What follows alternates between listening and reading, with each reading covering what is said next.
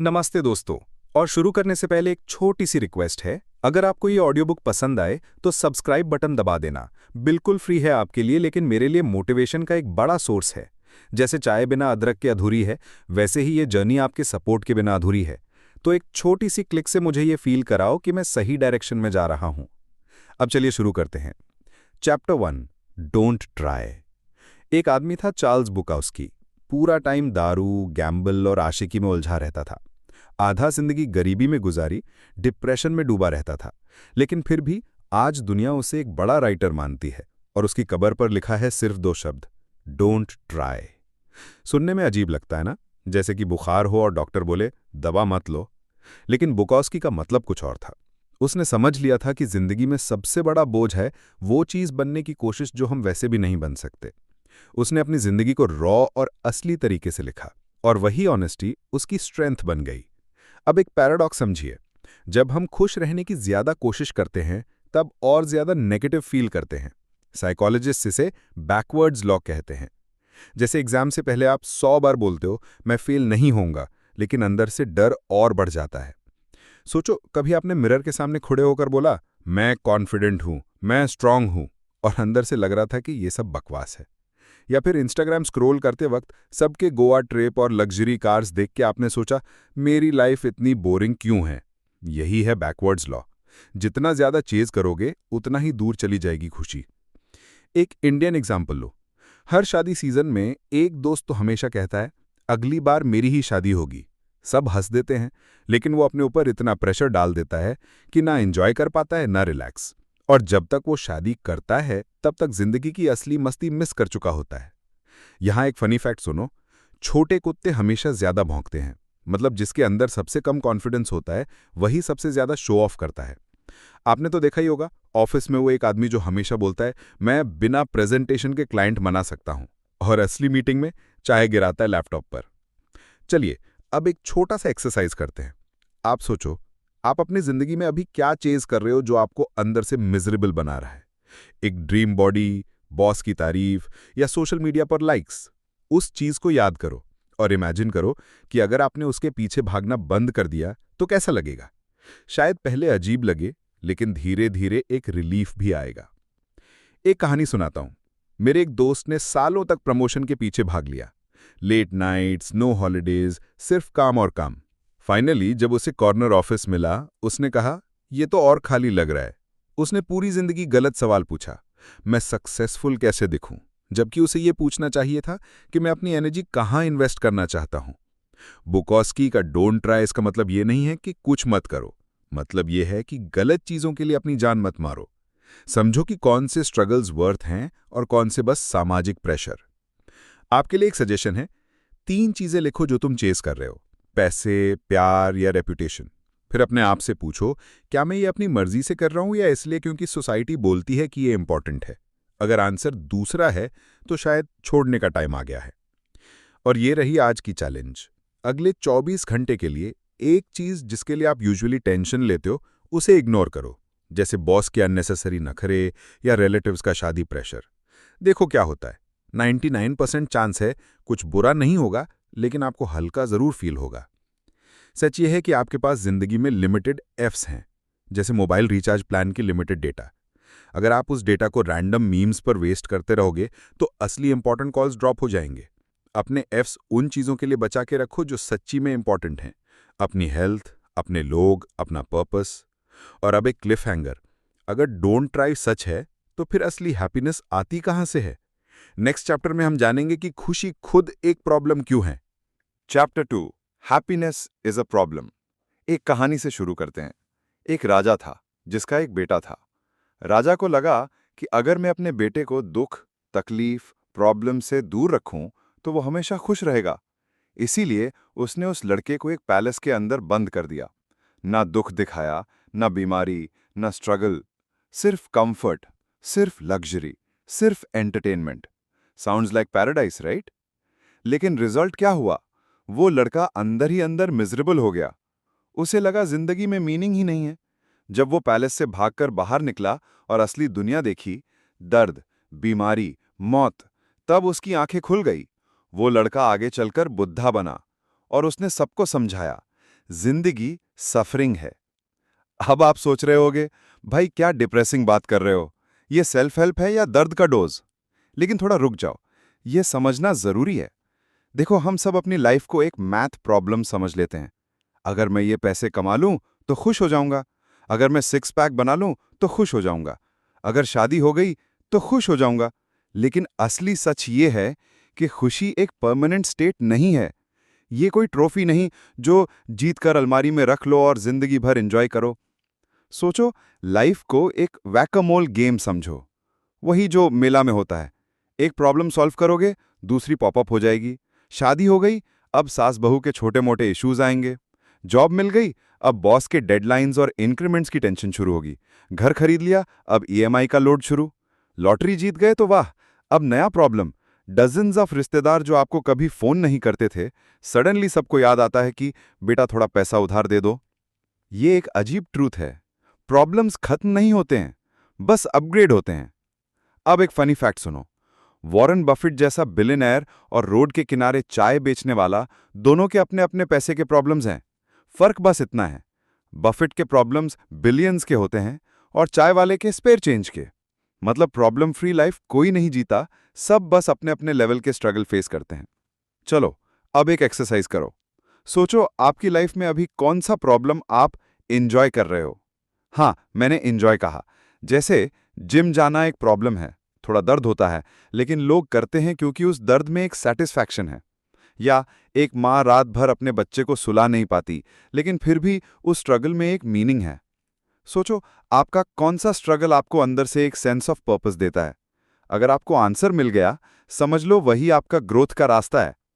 मैं आपको एक कैरेक्टर इंट्रोड्यूस करता हूं, डिसअपॉइंटमेंट पैंडा। अगर कोई सुपर हीरो इंडिया में होता तो ये बंदा हमेशा आपके घर आकर सच बोलता और चले जाता। जैसे, नॉक नॉक, आपने डोर खोला और पैंडा बोला, भाई ज्यादा ओवरटाइम करने से तुम्हारी फैमिली तुम्हें ज्यादा प्यार नहीं करेगी। या फिर, तुम्हारे दोस्त तुम्हारी इंस्टा स्टोरीज के लिए तुम्हें रिस्पेक्ट नहीं करते, वो बस टाइम पास करते हैं। थोड़ा रूड लगेगा, लेकिन कभी कभी यह सच सुनना जरूरी है। सोचो, आपने जिंदगी में कितनी बार अपने प्रॉब्लम्स को अवॉइड करने की कोशिश की है। Shopping, Netflix binge, endless scrolling, सब डिस्ट्रैक्शंस हैं। लेकिन असली ग्रोथ तब होती है जब आप एक प्रॉब्लम को फेस करते हो और सॉल्व करते हो। क्योंकि खुशी प्रॉब्लम से भागकर नहीं आती, खुशी प्रॉब्लम्स को सॉल्व करने से आती है। अब एक सजेशन, अपनी जिंदगी के 3 बड़े प्रॉब्लम्स लिखो। शादी का प्रेशर, जॉब की इनसिक्योरिटी या हेल्थ की प्रॉब्लम। फिर पूछो कि इनमें से कौन सा प्रॉब्लम मैं विलिंगली उठाना चाहता हूं। अगर आप किसी प्रॉब्लम को खुशी खुशी एक्सेप्ट कर लेते हो, समझ लो वही आपकी स्ट्रेंथ है। और अब एक चैलेंज, कल से एक प्रॉब्लम चूज करो जिसको आप कंप्लेन करने के बजाय एज अ चॉइस ट्रीट करोगे। एग्जाम्पल, ऑफिस जाने का ट्रैफिक। हर रोज गाली देते हो ट्रैफिक को, पर कल से सोचो, ये मेरा चोजन प्रॉब्लम है। मैं इस वक्त पॉडकास्ट सुनूंगा, नया गाना डिस्कवर करूंगा या बस अपना पेशेंस प्रैक्टिस करूंगा। सडनली वही ट्रैफिक एक टॉलरेंस का जिम बन जाता है। ये समझ लो, खुशी प्रॉब्लम फ्री होने से नहीं आती, खुशी आती है जब आप अपने लिए सही प्रॉब्लम्स चूज करते हो। गलत प्रॉब्लम्स लाइफ को टॉर्चर बना देते हैं, लेकिन सही प्रॉब्लम्स लाइफ को मीनिंगफुल बना देते हैं। और अब एक सवाल जो सबको हिला देता है, अगर खुशी प्रॉब्लम्स को चूज करने में है, तो हम इतना स्पेशल क्यों फील करते हैं, जैसे हमारी लाइफ में प्रॉब्लम्स आए ही नहीं चाहिए? यही अगले पार्ट का टॉपिक है, क्योंकि असली आजादी तब शुरू होती है जब आप समझ जाते हो कि आप कोई स्पेशल स्नोफ्लेक नहीं हो। Chapter 3, you are not special. एक बंदा था, चलो उसका नाम जिम्मी मान लेते हैं। हर वक्त वो दोस्तों को बताता था कि उसके पास एक नेक्स्ट बिग आइडिया है। कभी मेडिकल लैब बनाने की बात, कभी एक नया स्टार्टअप जो पेट्रोल पंप को रेवोल्यूशनाइज करेगा, कभी मोटिवेशनल स्पीच देने का प्लान। जिम्मी का कैलेंडर हमेशा फुल दिखाता था, लेकिन असली जिंदगी में उसकी पॉकेट हमेशा एम्प्टी होती थी। मतलब फुल टॉक, जीरो एक्शन। और सबसे इंटरेस्टिंग बात, जिमी जेन्युइन बिलीव करता था कि वो एक दिन दुनिया बदल देगा। और इस इल्यूजन की वजह थी एक कल्चर जो उसे बचपन से बताता रहा कि तू स्पेशल है, तू कुछ भी कर सकता है। स्कूल में पार्टिसिपेशन ट्रॉफी मिली, क्रिकेट मैच में आउट होने के बाद भी मेडल मिला। पेरेंट्स ने बोला, तू तो अपने क्लास का आइंस्टाइन है। रिजल्ट, जिमी अपनी रियलिटी से कट गया। अब समझना जरूरी है कि अगर सब लोग एक्स्ट्रा ऑर्डिनरी होते तो एक्स्ट्रा ऑर्डिनरी का मतलब ही खत्म हो जाता। अगर 100 करोड़ लोग अपने आप को अमिताभ बच्चन समझें तो असली अमिताभ की वैल्यू कौन सी? हर कोई यूनिक और एक्स्ट्रा ऑर्डिनरी बनने के चक्कर में फंस जाता है। लेकिन सच ये है कि ज्यादातर लोग ऑर्डिनरी होते हैं और उसमें कोई बुराई नहीं है। सोचो आप 10 साल पहले क्या बिलीव करते थे? शायद कि इंजीनियर बनना है तो लाइफ सेट है, या मेरी शादी अरेंज्ड ही होगी वरना घर वाले मार डालेंगे। अब देखो, शायद आपका करियर और शादी दोनों कंप्लीटली अलग टर्न ले चुके हैं। मतलब हम हमेशा इवॉल्व होते रहते हैं, और जो लोग अपने आप को स्पेशल समझ के अटक जाते हैं वो ग्रो करना बंद कर देते हैं। फनी फैक्ट, मुंबई लोकल में हर आदमी सोचता है कि वो सबसे ज्यादा सफरिंग कर रहा है, लेकिन जब प्लेटफॉर्म पर ट्रेन आती है तो सब एक साथ धक्का देते हैं। मतलब सबको लगता है कि उनका पेन सबसे बड़ा है, लेकिन सच ये है कि पेन यूनिवर्सल है और आपका पेन स्पेशल नहीं है। चलिए अब एक पॉज लेते हैं। आप अपने आप से एक सवाल पूछो, मैं अपनी लाइफ में एक्स्ट्रा ऑर्डिनरी बनने की कोशिश क्यों कर रहा हूं? क्या ये मेरी खुद की इच्छा है या बस सोसाइटी ने मुझे ये प्रेशर दिया है? अगर जवाब सेकंड वाला है तो समझ जाओ कि आप गलत रेस में हो। मैं एक स्टोरी शेयर करता हूं। मेरे एक दोस्त का पूरा दिन सोशल मीडिया पर सेल्फीज और रील्स बनाने में जाता था। उसका एक ही मोटो था, मैं वायरल हो जाऊंगा। हर दिन वो 20 हैशटैग्स के साथ पोस्ट डालता और जब लाइक्स कम मिलते तो पूरा दिन खराब हो जाता। एक दिन गुस्से में उसने इंस्टाग्राम डिलीट कर दिया। और गैस करो क्या हुआ? उसने बोला, ये तो आज़ादी लग रही है। मतलब उसका असली दर्द वायरल ना होने में नहीं था, उसका दर्द था खुद को प्रूव करना कि मैं स्पेशल हूं। जैसे ही उसने वो एक्सपेक्टेशन छोड़ी, उसकी लाइफ इजी लगने लगी। यहां एक सजेशन है, अपनी जिंदगी में स्पेशल बनने की जगह यूजफुल बनने की सोचो। मतलब आप जो भी करते हो उससे किसी एक इंसान की लाइफ बेटर हो रही है या नहीं। चाहे आप एक टीचर हो जो स्टूडेंट को इंस्पायर करता है, एक इंजीनियर हो जो सेफ ब्रिज बनाता है, या एक नर्स हो जो पेशेंट का ख्याल रखती है। ये सब ऑर्डिनरी लगते हैं, लेकिन असली में यही लोग दुनिया चलाते हैं। Challenge time. अगले एक हफ्ते के लिए एक ऐसा एरिया चूज करो जहां तुम हमेशा सबको इंप्रेस करने की कोशिश करते हो सकता है ऑफिस में या अपने फ्रेंड्स के बीच। उस जगह पर बस अपना बेस्ट दो, लेकिन एक्स्ट्रा शो ऑफ या वैलिडेशन के पीछे मत भागो। फिर देखो आप अंदर से कितना हल्का फील करोगे। एक और कहानी सुनो। एक लड़की थी जो हमेशा सोचती थी कि उसे बॉलीवुड एक्ट्रेस बनना है। उसने ऑडिशंस दिए, स्ट्रगल की, लेकिन हर जगह रिजेक्शन मिला। धीरे धीरे उसने समझा कि उसकी स्ट्रेंथ एक्चुअली टीचिंग में है। वो बच्चों को डांस और एक्टिंग सिखाने लगी। अब वो अपने स्टूडेंट्स के लिए रोल मॉडल है। शायद वो दीपिका पादुकोण नहीं बनी, लेकिन अपने लेवल पर उसे एक पर्पस मिला। ऑर्डिनरी लगता है, लेकिन उसके लिए एक्स्ट्रा ऑर्डिनरी है। असली फ्रीडम तब मिलती है जब आप एक्सेप्ट कर लेते हो कि आप एक्स्ट्रा ऑर्डिनरी नहीं हो। क्योंकि जब ये प्रेशर चला जाता है, तब आप अपने असली पैशंस और असली स्ट्रगल्स चूज कर पाते हो। आपको अपनी जिंदगी एक स्टेज शो नहीं लगती, बल्कि एक जर्नी लगती है। और अब एक सवाल छोड़कर जाता हूं, अगर आप स्पेशल नहीं हो तो आपकी जिंदगी का असली मतलब कौन डिसाइड करेगा? जवाब है आप।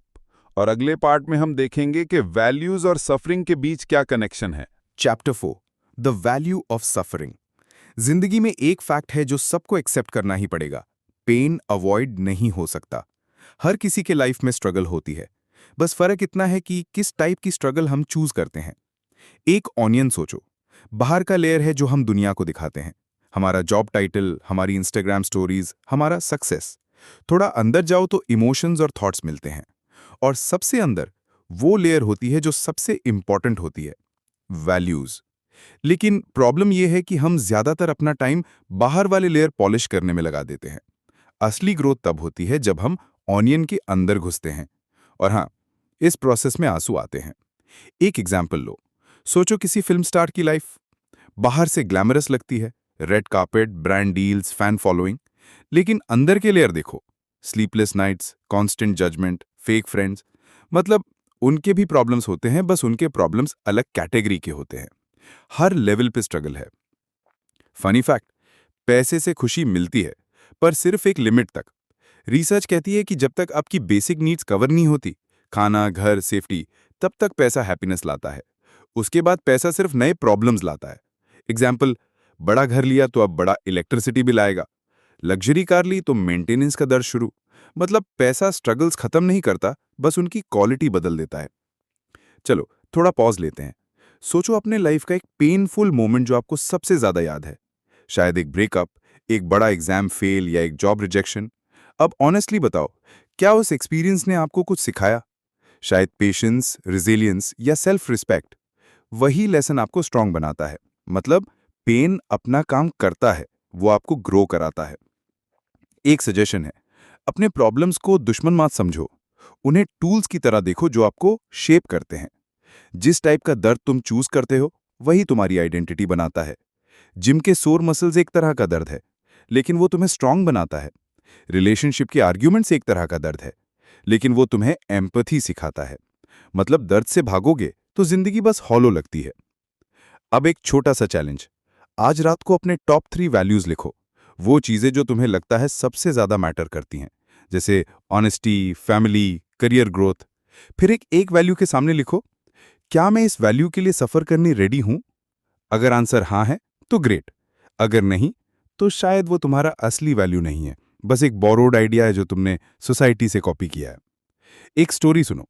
मेरे एक दोस्त ने हमेशा बोला कि मेरी वैल्यू है फ्रीडम, लेकिन जॉब चूज करते वक्त उसने पैसा और स्टेटस के लिए एक कॉर्पोरेट गिग पकड़ लिया। दिन रात काम, बॉस की डांट, जीरो फ्रीडम।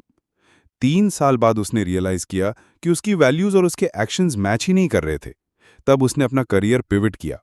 कम पैसा, कम कमाया, लेकिन फ्रीडम और पीस ज्यादा मिला। उसके लिए वो स्ट्रगल वर्थ इट था। इंडियन कॉन्टेक्स्ट में देखो तो हर किसी के लाइफ में कुछ ना कुछ डिफॉल्ट स्ट्रगल्स होते हैं। पेरेंट्स के एक्सपेक्टेशंस, शादी का प्रेशर, सोसाइटी की जजमेंट। लेकिन तुम डिसाइड कर सकते हो कि इन स्ट्रगल्स को तुम्हारा आइडेंटिटी बनाना है या अपनी वैल्यूज के हिसाब से नए स्ट्रगल्स चूज करने हैं। सच ये है कि लाइफ एक मेन्यू कार्ड जैसी है। प्रॉब्लम्स हमेशा होंगे, पर तुम्हें डिसाइड करना है कि तुम्हारी प्लेट में कौन से प्रॉब्लम्स आएंगे।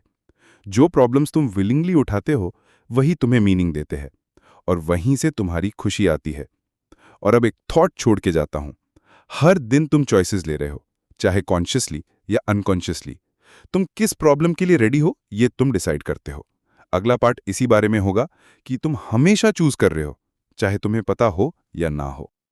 Sceptre chapter 5 you are always choosing. जिंदगी में बहुत सारी चीजें हैं जो हमारे कंट्रोल में नहीं होती।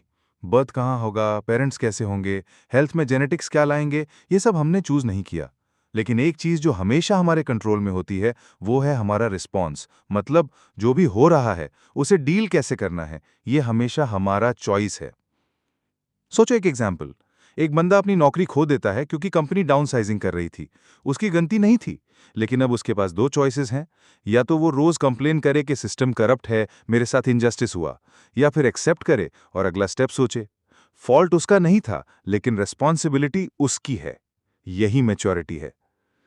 इंडियन कॉन्टेक्स्ट में देखो तो हम सब विक्टिम मोड में जाना पसंद करते हैं।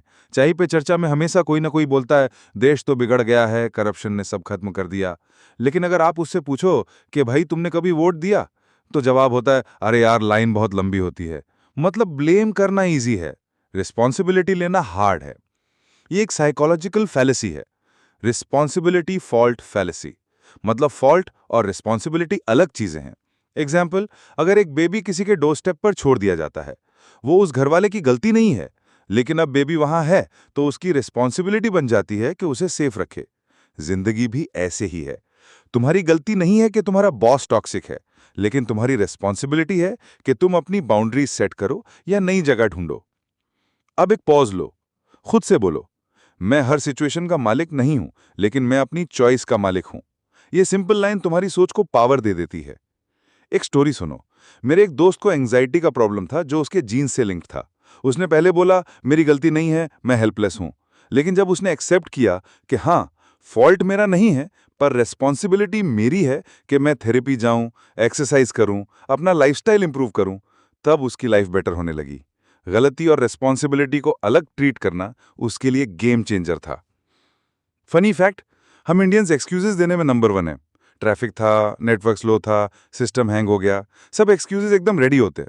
लेकिन जब तुम अपने एक्सक्यूजेस के पीछे छुपना बंद करते हो, तब तुम रियल पावर फील करते हो। अब एक सजेशन, अगले 24 घंटे तक जब भी तुम मेरी गलती नहीं थी कहने जा रहे हो, उसके साथ एक लाइन और ऐड करो, पर रिस्पॉन्सिबिलिटी मेरी है। एग्जाम्पल, अगर घर में लाइट चली गई तो तुम बोल सकते हो मेरी गलती नहीं थी, लेकिन रिस्पॉन्सिबिलिटी मेरी है कि मैं कैंडल या टॉर्च रेडी रखूं। ये छोटी चीज लगती है, लेकिन ये हैबिट तुम्हारी सोच को शिफ्ट कर देगी। एक और एग्जाम्पल लो। इंडियन फैमिलीज में अक्सर ये होता है कि पेरेंट्स कहते हैं हमने तुम्हें डॉक्टर बनाने के लिए सब सैक्रिफाइस किया। अब तुम्हारे पास दो ऑप्शंस होते हैं, या तो विक्टिम बनो और बोलो मेरी लाइफ मेरे पेरेंट्स ने स्पॉइल कर दी, या रिस्पॉन्सिबिलिटी लो और बोलो अब डिसीजन मेरा है कि मैं किस पाथ पर चलना चाहता हूं। तुम्हारी लाइफ का स्टीयरिंग व्हील तुम्हारे पेरेंट्स के हाथ में नहीं, तुम्हारे हाथ में है। बस रियलाइज करना पड़ता है। चैलेंज, अगले एक दिन तक अपने एक प्रॉब्लम को पिक करो जिसमें तुम हमेशा ब्लेम करते हो, जैसे ट्रैफिक, बॉस या शादी का प्रेशर, और उसमें एक छोटा सा एक्शन लो जिससे तुम प्रूव कर पाओ कि रिस्पॉन्सिबिलिटी तुम्हारी है। एग्जाम्पल, अगर बॉस टॉक्सिक है तो एक स्मॉल बाउंड्री सेट करो, अगर ट्रैफिक है तो एक नया पॉडकास्ट सुनो और अपना टाइम प्रोडक्टिव बनाओ। तुम देखोगे कि सिचुएशन तो वही है, लेकिन तुम्हारी पावर बढ़ गई है। सच ये है कि हम हर वक्त चूज कर रहे होते हैं, इवन जब हम सोच रहे होते हैं कि हम चूज नहीं कर रहे। कुछ मत करना भी एक चॉइस है, और हर चॉइस का एक कॉन्सिक्वेंस होता है। प्रॉब्लम तब होती है जब हम अपने कॉन्सिक्वेंसेस एक्सेप्ट नहीं करते। सोचो अपने लाइफ के एक बड़े डिसीजन के बारे में, कैरियर, रिलेशनशिप, हेल्थ। क्या तुमने वो कॉन्शियस चॉइस से लिया था या बस फ्लो में जाकर लिया था? ज्यादातर लोग फ्लो में डिसीजंस लेते हैं और फिर रिग्रेट करते हैं, लेकिन अगर तुम कॉन्शियसली चूज करना शुरू कर दो तो रिग्रेट कम होगा और सेटिस्फैक्शन ज्यादा। और अब मैं तुमसे एक और अनकंफर्टेबल थॉट शेयर करता हूं। अगर तुम हमेशा चूज कर रहे हो तो क्या तुम्हारी करंट चॉइसेस सही हैं या तुम गलत वैल्यूज फॉलो कर रहे हो? अगला पार्ट इसी बारे में है। तुम गलत हो, मैं भी गलत हूं, और यही सच है जो तुम्हारी जिंदगी बदल सकता है। Chapter 6. Here's the hard truth. You are wrong about almost everything. And so am I. अब चलो एक सिंपल सवाल से शुरू करते हैं। 10 साल पहले तुम क्या बिलीव करते थे? शायद तुम्हें लगता था कि प्यार हमेशा बॉलीवुड जैसा होता है, या एक सही जॉब मिल जाए तो लाइफ सेट है। अब देखो कितना बदल गया तुम्हारा पर्सपेक्टिव। मतलब सिंपल बात है कि जो तुमने पहले सही समझा था वो गलत निकला। और गेस करो, आज जो तुम्हें लग रहा है कि बिल्कुल सही है, 10 साल बाद शायद उस पर तुम खुद ही हंसोगे। हम सबको सर्टेनिटी पसंद है, ये फीलिंग कि हाँ मुझे सब समझ आ गया है। लेकिन दुनिया सर्टेनिटी को रिवॉर्ड नहीं करती, बल्कि पनिश करती है। हिस्ट्री प्रूफ है, एक टाइम था जब लोग सोचते थे कि अर्थ फ्लैट है, एक टाइम था जब डॉक्टर्स ब्लड निकालकर बीमारी क्योर करते थे, और एक टाइम था जब लोग कहते थे कि शादी के बाद ही इंसान कंप्लीट होता है। देखो आज हाफ ऑफ मैरिजेस खुद प्रॉब्लम बन जाती हैं। मतलब ह्यूमन बीइंग्स रॉन्ग होते आए हैं और रॉन्ग होते रहेंगे। फनी फैक्ट, हमारा दिमाग 99% इन्फॉर्मेशन फिल्टर कर देता है। मतलब तुम जो देख रहे हो, सुन रहे हो, समझ रहे हो, वो रियलिटी का एक छोटा सा एडिटेड वर्जन है। इमेजिन करो अगर तुम्हारे व्हाट्सएप ग्रुप में 200 मैसेजेस आते हैं, तुम सिर्फ 20 पढ़ते हो, फिर भी तुम्हें लगता है कि तुमने पूरी पिक्चर समझ ली। रियलिटी भी ऐसी ही है। एक स्टोरी सुनो। मेरे एक दोस्त ने अपनी लाइफ का मोटो बना लिया था कि सक्सेस मतलब 14 घंटे रोज काम। उसने अपनी हेल्थ इग्नोर की, फैमिली इग्नोर की, दोस्तों के साथ टाइम इग्नोर किया। 10 साल बाद उसने अपना ड्रीम जॉब क्विट कर दिया क्योंकि वो बर्नआउट हो गया। तब उसने समझा कि उसकी डेफिनेशन ऑफ सक्सेस गलत थी, और आयरॉनिकली वो गलती उसके लिए ब्लेसिंग बन गई, क्योंकि उसके बाद उसने अपनी लाइफ को बैलेंस करना शुरू किया। पॉज लेते हैं। एक बिलीफ सोचो जो तुम बहुत स्ट्रांगली होल्ड करते हो, जैसे मैं बिना MBA के कुछ नहीं कर पाऊंगा, या मेरे लिए प्यार कभी वर्क नहीं करेगा। अब अपने आप से पूछो, क्या हो अगर मैं गलत हूं? ये सवाल अनकंफर्टेबल है, लेकिन ग्रोथ इसी डिस्कम्फर्ट से आती है। सजेशन, मैं सही हूं के बजाय मैं गलत भी हो सकता हूं सोचना स्टार्ट करो। ये तुम्हें एरोगेंट बनने से बचाता है और लर्निंग मोड में रखता है। हर बार अपना पॉइंट प्रूव करने की जगह कभी कभी अपना पॉइंट डाउट करो। चैलेंज, इस हफ्ते एक बिलीफ लो और उसका ऑपोजिट एक्सप्लोर करो। जैसे अगर तुम्हें लगता है कि लोग सेल्फिश होते हैं, तो ट्राई करो देखने का कि कितनी बार लोग जेन्युइनली हेल्प करते हैं बिना रिटर्न एक्सपेक्ट किए। हो सकता है तुम अपना सोच थोड़ा चेंज कर लो। अगर नहीं भी हुआ तो कम से कम तुम ओपन माइंड के साथ देखना सीख जाओगे। अब एक और स्टोरी। एक अंकल थे जो हमेशा कहते थे कि क्रिप्टो ही फ्यूचर है। उन्होंने अपने सारे पैसे क्रिप्टो में डाल दिए। फिर मार्केट क्रैश हुआ और उनका हाफ पैसा गया। पहले वो डिप्रेस्ड हो गए, लेकिन बाद में उन्होंने बोला, गलती मेरी थी, पर मैं सीख गया कि डाइवर्सिफिकेशन जरूरी है। गलतियां लाइफ का स्कूल हैं। और एक बात याद रखो, सर्टेनिटी कंफर्ट देती है, लेकिन वो तुम्हें ग्रोथ से दूर ले जाती है। जब तुम एडमिट करते हो कि तुम गलत हो सकते हो, तब तुम एक्चुअली वाइज बनते हो। अब ये सोचो, अगर तुम गलत हो सकते हो, मैं भी गलत हो सकता हूं, तो सच क्या है? और क्या हमेशा सही होना जरूरी है? मे भी नहीं। शायद गलतियां और फेलियर्स ही असली टीचर हैं। और इसी थॉट से अगला चैप्टर शुरू होता है, जब फेल होना ही सक्सेस का रास्ता बन जाता है। Chapter 7. Failure is the forward way. सबको लगता है कि सक्सेस का रास्ता सीधा होता है, अच्छी पढ़ाई, अच्छी जॉब, शादी, बच्चा, रिटायरमेंट और फिर पीस। लेकिन असली दुनिया में सक्सेस एक रोलर कोस्टर है, जिसमें हर टर्न पे फेलियर लिखा होता है। जो इंसान फेलियर से डरते हैं, वो ग्रोथ का चांस ही लूज कर देते हैं। सोचो, एक बेबी को चलना सीखना है। पहले 2 कदम में ही वो धड़ से गिर जाता है। अगर बेबी हम जैसे सोचता तो शायद बोलता, अरे यार, चलना शायद मेरे बस की बात ही नहीं है, छोड़ो, क्रॉलिंग ही मेरी डेस्टिनी है। लेकिन ऐसा होता नहीं है। बेबी गिरता है, फिर उठता है, फिर गिरता है और एक दिन चलने लगता है। मतलब सिंपल है, हर एक प्रोग्रेस के पीछे ढेर सारे फेलियर्स होते हैं। अब एक फनी फैक्ट, माइकल जॉर्डन, जिसको सबसे बड़ा बास्केटबॉल प्लेयर माना जाता है, उसने अपने करियर में 9000 शॉट्स मिस किए, 300 गेम्स हारा, 26 बार गेम विनिंग शॉट मिस किया, और फिर भी लोग उसे लेजेंड कहते हैं।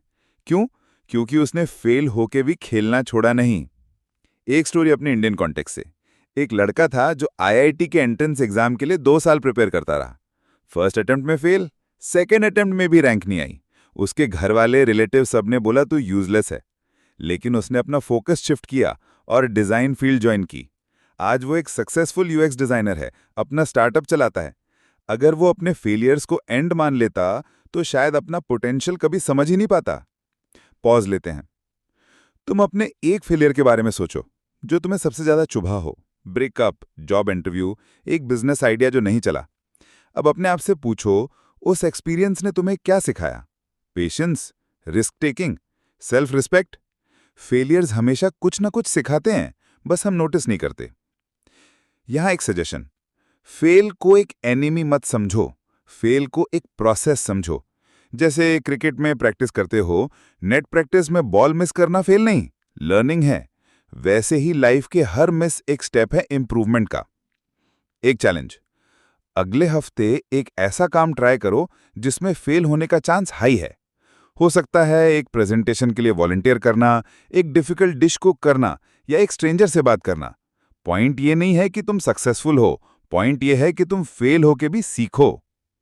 फनी फैक्ट, वॉल्ट डिज्नी को एक न्यूज़पेपर से निकाल दिया गया था क्योंकि एडिटर बोला इस बंदे में इमेजिनेशन की कमी है। इमेजिन करो, जो आदमी वॉल्ट डिज्नीलैंड बनाने वाला था, उससे बोला गया कि इमेजिनेशन नहीं है। अगर उसने उस टाइम हार मान ली होती तो दुनिया मिक्की माउस के बिना होती। सोचो, हमारे बॉलीवुड हीरोज भी इसी फॉर्मूला पर चलते हैं। हर मूवी में हीरो पहले पिटता है, गिरता है, मार खाता है और फिर स्ट्रांग बनकर लौटता है। अगर हीरो फर्स्ट सीन में ही जीत जाता तो मूवी बोरिंग होती। लाइफ भी एक मूवी है, फेलियर्स उसके प्लॉट ट्विस्ट्स हैं जो स्टोरी को इंटरेस्टिंग बनाते हैं। सच यह है कि फेलियर अवॉइड करना एक्चुअली ज्यादा बड़ा फेलियर है। जब तुम फेल होते हो तो तुम्हें क्लैरिटी मिलती है कि क्या काम करता है और क्या नहीं। तुम्हें रेजिलियंस मिलता है और तुम्हें अपने आप पर कॉन्फिडेंस आता है कि मैं गिर सकता हूं पर उठ भी सकता हूं। और एक कहानी, थॉमस एडिसन जब बल्ब बनाने की कोशिश कर रहा था तब 10,000 बार उसके एक्सपेरिमेंट्स फेल हुए। उसने बोला, मैंने 10,000 वेज फाइंड किए जो काम नहीं करते। मतलब फेलियर उसके लिए एक चेकलिस्ट थी, एक प्रूफ था कि प्रोग्रेस हो रहा है। और आखिर में वही फेलियर्स उसे एक इन्वेंशन तक ले गए जिसमें दुनिया बदल गई। अब तुम अपने फेलियर्स को देखो। शायद वो तुम्हारी आइडेंटिटी को तोड़ रहे हैं, लेकिन असली में वो तुम्हारी आइडेंटिटी को बना भी रहे हैं। तुम्हारा स्ट्रेंथ और तुम्हारी स्टोरी वहीं से निकलती है। और अब एक थॉट छोड़ के जाता हूं। अगर फेलियर तुम्हें ग्रोथ देता है तो रिजेक्शन तुम्हें बाउंड्रीज सिखाता है। और अगले पार्ट में बात करेंगे एक स्किल के बारे में जो सबको चाहिए लेकिन सबको मुश्किल लगता है, नो बोलना। Chapter 8, the importance of saying no. हम सबके साथ एक कॉमन प्रॉब्लम है, हम यस मशीन बन गए हैं। बॉस कुछ बोलता है, यस सर। दोस्त बोलता है शाम को बाहर चलते हैं, यस यार। रिश्तेदार बोलते हैं शादी अटेंड करो, यस अंकल। अरे कभी तो अपनी सैनिटी के लिए नो बोल दो। प्रॉब्लम यह है कि हर एक यस के साथ हम एक्चुअली किसी और चीज को नो बोल रहे होते हैं। जैसे अगर तुमने ऑफिस के एक्स्ट्रा काम के लिए हाँ कर दिया तो तुमने इनडायरेक्टली अपने फैमिली डिनर को मना कर दिया। अगर तुमने हर सोशल गैदरिंग अटेंड करने का कमिटमेंट ले लिया तो तुमने अपने रेस्ट और अपनी हॉबीज को सैक्रिफाइस कर दिया। जिंदगी एक कांस्टेंट ट्रेड ऑफ है। एक कहानी सुनो। एक लड़का था, सबको प्लीज करने की आदत थी। बॉस, कलीग्स, दोस्त, गर्लफ्रेंड, सबके लिए अवेलेबल। शुरू में सबको वो बेस्ट लगता था, लेकिन धीरे धीरे सब ने उसे एक्सप्लॉइट करना शुरू कर दिया। हर कोई उससे अपना काम निकलवाने लगा और लड़का बर्न आउट हो गया। उसने रियलाइज किया कि सबको खुश करके मैं खुद खुश नहीं हो सकता। तब उसने अपनी जिंदगी में बाउंड्री सेट करना शुरू किया। फनी फैक्ट, इवन पिज्जा सबको प्लीज नहीं कर सकता। कुछ लोग पाइनएप्पल टॉपिंग पसंद करते हैं, कुछ लोग उसे हेट करते हैं। अगर पिज्जा सबको प्लीज नहीं कर पाता तो तुम क्यों ट्राई कर रहे हो? पॉज लो, अपने आप से एक सवाल पूछो, कब तुमने हाँ बोला था जब तुम्हें क्लियरली नो बोलना चाहिए था? शायद एक बोरिंग शादी अटेंड की, एक एक्स्ट्रा प्रोजेक्ट ले लिया, या किसी टॉक्सिक रिलेशनशिप में अटके रहे। कैसा फील हुआ था? हैवी, थका हुआ और थोड़ा रिजेंटफुल, राइट? अब याद करो जब तुमने किसी चीज को मना किया और अपने लिए स्टैंड लिया। उस टाइम ऑकवर्ड फील हुआ होगा, लेकिन बाद में एक रिलीफ आया होगा। सजेशन, नो बोलना शुरू करो छोटी चीजों से, जैसे किसी व्हाट्सएप ग्रुप के अननेसेसरी मीटअप को डिक्लाइन करना या एक ऐसे फेवर को पोलाइटली रिफ्यूज करना जो तुम्हें मेंटली ड्रेन करता है। धीरे धीरे तुम्हारा नो मसल स्ट्रांग होगा। एक चैलेंज, अगले 24 आवर्स में एक नो प्रैक्टिस करो। सिंपल रखो, जैसे एक दोस्त ने बोला लेट नाइट आउटिंग और तुम्हें कल ऑफिस है, सीधा बोल दो, नहीं यार आज मैं रेस्ट करूंगा। तुम देखोगे तुम्हारा रिस्पेक्ट बढ़ेगा, क्योंकि लोग बाउंड्री सेट करने वाले को सीक्रेटली एडमायर करते हैं। एक और स्टोरी। एक लड़की थी जिसे लगता था कि गुड गर्ल बनने का मतलब है सबको हाँ कहना। एक बार उसने एक रिश्ता एक्सेप्ट कर लिया, सिर्फ इसलिए क्योंकि उसने सोचा कि नो बोलने से मम्मी पापा हर्ट होंगे। 1 साल तक वो एक टॉक्सिक रिलेशनशिप में फंसी रही और आखिर में उसने टूट कर मना किया। उसने बाद में एडमिट किया कि एक बार अगर उसने पहले ही नो बोल दिया होता तो उसका 1 साल बचा होता। यही सबक है, हर बार जब तुम दूसरों को प्लीज करने के लिए हाँ कहते हो, तुम अपने आप को नो बोल रहे होते हो, और अपने आप को रिजेक्ट करना सबसे बड़ा दुख देता है। फनी फैक्ट, इंडिया में एक अलग ही नो कल्चर है। रिश्तेदार बोलेंगे खा लो बेटा एक और रोटी, तुम्हारा पेट फुल होगा, लेकिन तुम फिर भी बोल दोगे ठीक है ले आइए, और फिर खुद ही कंप्लेन करोगे कि डाइजेशन खराब हो गया। बस इसी आदत को तोड़ना है। रिस्पेक्टफुल तरीके से नो बोलना एक स्किल है जो तुम्हारी एनर्जी और मेंटल हेल्थ दोनों बचाता है। सच यह है कि फ्रीडम अनलिमिटेड हाँ बोलने से नहीं मिलती, फ्रीडम लिमिटेड और मीनिंगफुल हाँ बोलने से मिलती है। मतलब 90% चीज़ों को नो बोलो और सिर्फ उन 10% चीज़ों को हाँ बोलो जो तुम्हारे लिए ट्रूली मैटर करती हैं। और अब एक सोचने वाली बात है, अगर तुम्हें नो बोलना सीख लिया तो तुम अपना टाइम और एनर्जी सेव कर पाओगे। लेकिन एक और रियलिटी है जो सबको फेस करनी ही पड़ती है, चाहे तुम कितनी भी बाउंड्रीज बना लो, अपनी मॉर्टैलिटी। और वो चैप्टर शायद सबसे बड़ा वेकअप कॉल होगा। Chapter 9 and then you die. सुनने में थोड़ा शॉकिंग लगता है, पर फैक्ट ये है कि एक दिन हम सब मर जाएंगे। चाहे तुम अंबानी हो या चाय वाला, चाहे तुम बॉलीवुड स्टार हो या एक कॉमन मैन, डेथ सबके लिए फाइनल डेस्टिनेशन है। और इस ट्रुथ से भागने की जगह अगर हम इसे एक्सेप्ट करना सीख लें तो लाइफ ज्यादा मीनिंगफुल बन जाती है। एक कहानी से शुरू करते हैं। एक जवान लड़का था, फिट, स्ट्रांग, एनर्जी से फुल। उसने सोचा कि जिंदगी अभी लंबी है तो अभी एंजॉय करो, बाकी बाद में देख लेंगे। लेकिन एक एक्सीडेंट ने उसकी लाइफ हमेशा के लिए बदल दी। जब उसने हॉस्पिटल के बेड पर मौत का फेस देखा, तब उसने रियलाइज किया कि लाइफ किसी भी मोमेंट खत्म हो सकती है। उस दिन के बाद उसने अपनी प्रायोरिटीज चेंज कर दी। अपनी फैमिली के साथ टाइम स्पेंड करना, अपने पैशन पर काम करना और उन चीजों के लिए नो बोलना जो उसके वैल्यूज के खिलाफ थीं। मॉरल सिंपल है, जब तुम्हें अपनी मॉर्टैलिटी याद आती है तब तुम्हें क्लैरिटी मिलती है। सडनली वो छोटी छोटी चीजें, ट्रैफिक जैम, ऑफिस गॉसिप, रिश्तेदारों के टॉन्ट्स उतनी इंपॉर्टेंट नहीं लगती। तुम समझते हो कि तुम्हारे पास लिमिटेड फक्स हैं जो तुम दे सकते हो और उन्हें तुम्हें केयरफुली इन्वेस्ट करना है। फनी फैक्ट, एंशिएंट रोम में लोग अपने घर में एक स्केलेटन की मिनिएचर स्टैचू रखते थे, सिर्फ इस रिमाइंडर के लिए कि एक दिन हम सब मरेंगे। मतलब वो लोग डेथ को नेगेटिव नहीं, एक मोटिवेशन के तौर पर ट्रीट करते थे। पॉज लो, अपने आप से एक सवाल पूछो, अगर कल तुम्हें पता चले कि तुम्हारे पास सिर्फ 1 साल बचा है तो तुम अपनी लाइफ कैसे जीना चाहोगे? कौन सा काम करना छोड़ दोगे? कौन सा रिलेशन प्रायोरिटाइज करोगे और कौन सा ड्रीम फाइनली परस्यू करोगे?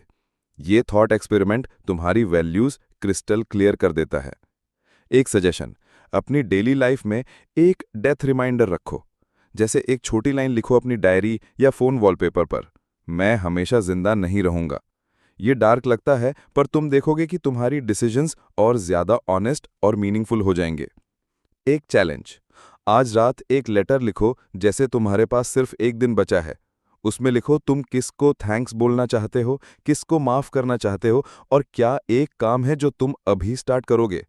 शायद तुम वो लेटर कभी भेजो या ना भेजो, पर तुम्हें क्लैरिटी जरूर मिलेगी। अब एक स्टोरी इंडिया के एक सेंट की। स्वामी विवेकानंद ने कहा था, आज काम करो जैसे कल डेथ आ रही हो, और सीखो जैसे जिंदगी भर जीना हो। मतलब प्रेजेंट में अपना बेस्ट दो, क्योंकि फ्यूचर गारंटीड नहीं है। सच ये है कि हम सब अपनी जिंदगी को अननेसेसरली ड्रैग करते हैं। हम सोचते हैं कि एक दिन जब पैसा होगा तब ट्रैवल करेंगे, एक दिन जब टाइम होगा तब अपने पैशन फॉलो करेंगे, लेकिन वो एक दिन कभी नहीं आता। डेथ का रिमाइंडर हमें ये सिखाता है कि लाइफ अभी जीनी है, लेटर के प्रॉमिस के साथ नहीं। और एक फनी एग्जाम्पल, कितनी बार तुमने ये सोचा होगा कि अगले मंडे से डाइट स्टार्ट करूंगा, और फिर मंडे आता है और तुम पिज्जा खा रहे होते हो। लेकिन अगर तुम्हें पता चले कि कल ही तुम्हारा लास्ट दिन है, तो क्या तुम आज भी जंक फूड खाते या अपनी हेल्थ का ध्यान रखते? यही डिफरेंस है डेथ अवेयरनेस का। It forces you to act now. और एक इंपॉर्टेंट पॉइंट, डेथ के सामने सब इक्वल है। ना कास्ट, ना पैसा, ना स्टेटस, कोई मैटर नहीं करता। और शायद इसी वजह से डेथ ही सबसे बड़ा इक्वलाइजर है। अगर तुम्हें लगता है कि तुम्हारे प्रॉब्लम्स सबसे बड़े हैं, तो एक बार ग्रेवयार्ड विजिट करो। वहां तुम समझ जाओगे कि प्रॉब्लम्स टेम्पररी हैं, लेकिन तुम्हारी चॉइस उन्हें कैसे हैंडल करते हो, वो परमानेंट इम्पैक्ट छोड़ती है। तो फाइनल लेसन ये है कि लाइफ शॉर्ट है और इसी वजह से प्रेशियस है। हर नो जो तुम अननेसेसरी चीज़ों को बोलते हो, हर यस जो तुम अपनी वैल्यूज़ के साथ अलाइन करते हो, और हर एक स्ट्रगल जो तुम कॉन्शियसली चूज करते हो, that's what makes your life meaningful. और अब सोचो, अगर तुम्हें पता है कि एक दिन मरना ही है, तो तुम अपने बचे हुए दिनों में किसको इंप्रेस करने की कोशिश करोगे? अपने बॉस को, सोसाइटी को, या अपने खुद के वैल्यूज को? जिंदगी का असली आर्ट ये है कि तुम डिसाइड करो तुम किस चीज के लिए जीना चाहते हो। और जब वो क्लियर हो जाता है, तो मौत भी डर का रीजन नहीं बनती, बस एक रिमाइंडर बन जाती है कि वक्त लिमिटेड है, उसे वाइजली स्पेंड करो।